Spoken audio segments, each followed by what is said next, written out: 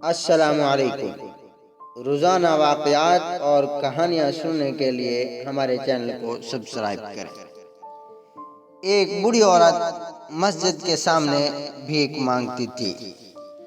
ایک شخص نے اس سے پوچھا کہ کیا آپ کا کوئی بیٹا کمانے کے قابل نہیں ہے؟ تو اس بوڑھی عورت نے کہا کہ ہے۔ تو پھر آپ یہاں کیوں بھیک مانگ رہی ہیں؟ بوڑھی عورت نے کہا کہ میرے شوہر کا انتقال ہو گیا ہے، میرا بیٹا نوکری کے لیے بیرون ملک گیا ہے، جاتے ہوئے اخراجات کے لیے مجھے کچھ رقم دے کر گیا تھا، وہ خرچ ہو گئی ہے، اسی وجہ سے میں بھیک مانگ رہی ہوں۔ اس شخص نے پوچھا کیا آپ کا بیٹا آپ کو کچھ نہیں بھیجتا؟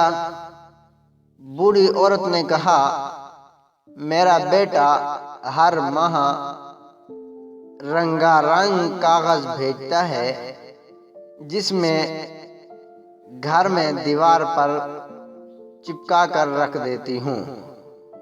وہ شخص اس کے گھر گیا اور دیکھا کہ دیوار پر بینک کے 60 ڈرافٹ چسپاں کر دیے گئے ہیں۔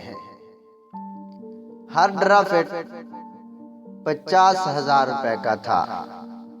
تعلیم یافتہ نہ ہونے کی وجہ سے وہ عورت نہیں جانتی تھی کہ اس کے پاس کتنی دولت ہے۔ اس شخص نے اسے ڈرافٹ کی اہمیت سمجھا دی تو وہ عورت بہت خوش بھی ہوئی اور حیران بھی ہوئی اور پریشان بھی ہوئی کہ دولت ہوتے ہوئے بھی وہ بھیک مانگتی رہی ہے۔ ہماری حالت بھی اس بوڑھی عورت کی طرح ہے۔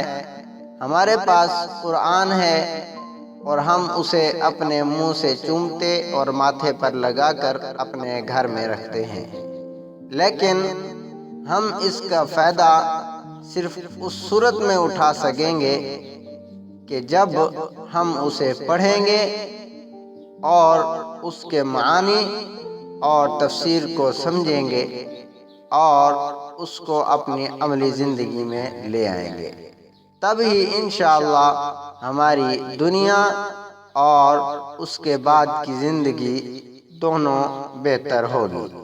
بہت بڑا خزانہ ہمارے پاس موجود ہے، لیکن ہماری جہالت کی وجہ سے اس میں چھپے ہوئے انعامات سے آج ہم سب محروم ہیں۔ اللہ پاک ہم سب کو قرآن پاک کی عظمت کو سمجھنے کی توفیق عطا فرمائے، آمین یا رب العالمین۔